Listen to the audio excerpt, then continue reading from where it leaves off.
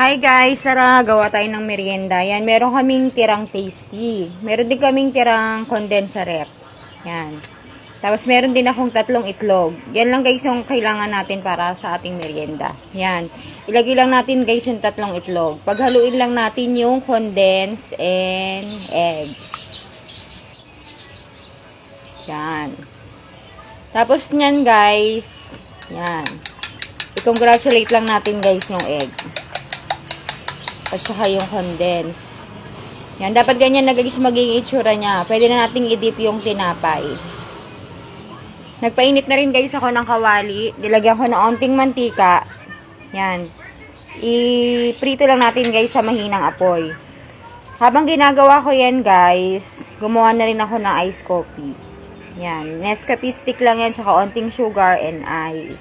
Yan yung masarap dyan. Yan guys, luto na. Kain tayo. Try nyo to guys. Syempre, hindi tayo magpapatalo. Mukbangers tayo guys. Yan, kain tayo.